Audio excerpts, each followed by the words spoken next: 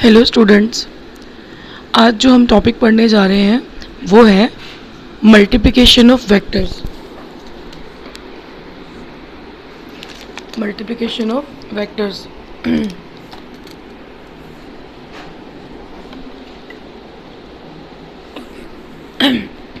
इसके लिए सबसे पहले हमें क्या करना पड़ेगा, दो या कोई दो से ज़्यादा वेक्टर्स लेने पड़ते हैं। तो सपोज करो हमारे पास कोई दो वेक्टर्स हैं। Consider two vectors A vector and B vector.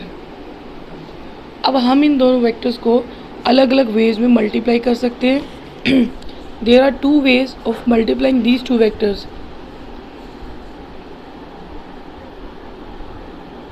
Product of A vector and B vectors, इसके दो वेज हैं। नंबर वन,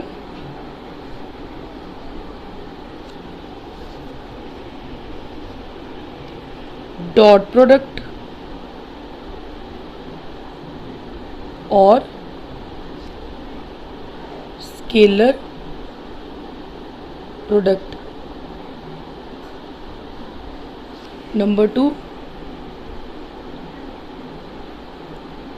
क्रॉस प्रोडक्ट और वेक्टर प्रोडक्ट।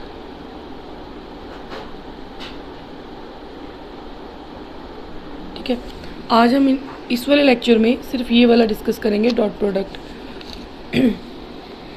अब डॉट प्रोडक्ट क्या होता है, देखो इसके नाम से ही क्लियर है। डॉट प्रोडक्ट मीन्स कि सपोज हम कोई दो वेक्टर्स को अगर आपस में मल्टीप्लाई करते हैं, उनका डॉट प्रोडक्ट निकालते हैं, तो जो उसका रिजल्ट होगा, जो इसका रिजल्टेंट होगा, that will be A scalar quantity. अगर हम दो वेक्टर्स को उनका डॉट प्रोडक्ट निकालते हैं तो जो हमें रिजल्ट मिलेगा that will be A scalar quantity. For example, जैसे सपोज करो एक हमारे पास है फोर्स, एक हमारे पास है डिस्प्लेसमेंट। फोर्स और डिस्प्लेसमेंट का प्रोडक्ट क्या होता है, वर्क डन W। फोर्स और डिस्प्लेसमेंट दोनों के दोनों वेक्टर क्वांटिटीज़ हैं, लेकिन जो इसका रिजल्ट मिला है that is a scalar quantity because work done is a scalar quantity. So दो वेक्टर्स का जब प्रोडक्ट हमें एक स्केलर क्वांटिटी देता है तो उन वेक्टर्स के बीच में जो उनका सोर्स ऑफ क्या बोलते हैं multiplication, that will B dot product F vector dot x vector. ठीक है, ये दो वेक्टर्स का जो प्रोडक्ट है स्केलर है, तो इन दोनों के बीच में जो प्रोडक्ट आएगा that will be the dot product. अब इधर आते हैं क्रॉस प्रोडक्ट वाली साइड में।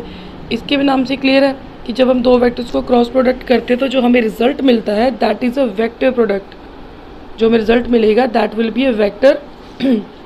फॉर एग्जाम्पल, आपने टॉर्क का सुना ही होगा, torque is a rotating effect of force.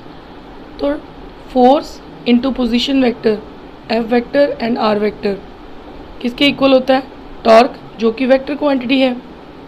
देखो दोनों वेक्टर्स का प्रोडक्ट है, जो दो वेक्टर्स को अगर हमने इसी हिसाब से उनका प्रोडक्ट किया है तो जो हमें रिजल्ट मिला that is also a vector quantity. तो इनके बीच में जो प्रोडक्ट का साइन होगा that will B cross product. ठीक है,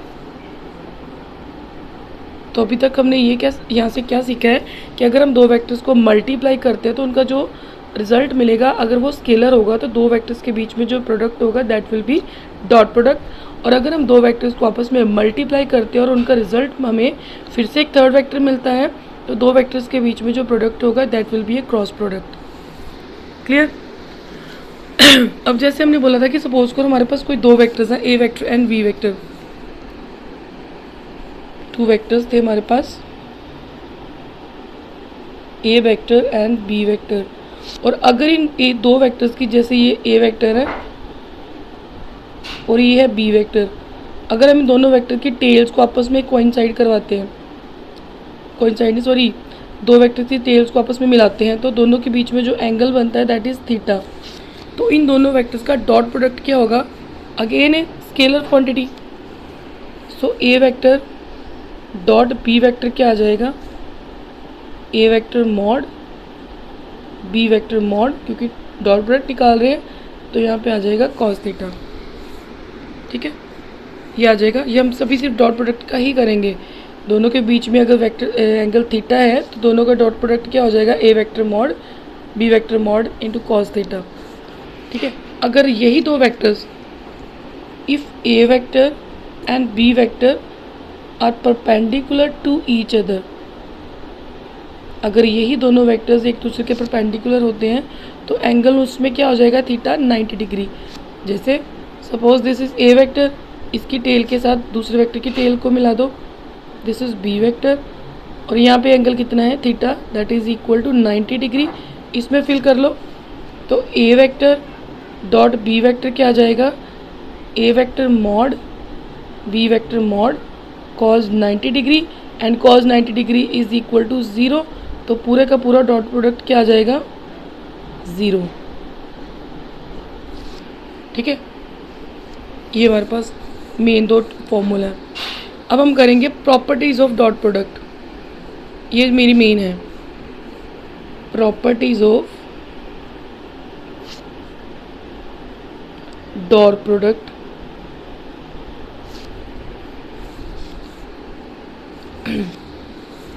कहते सपोज करो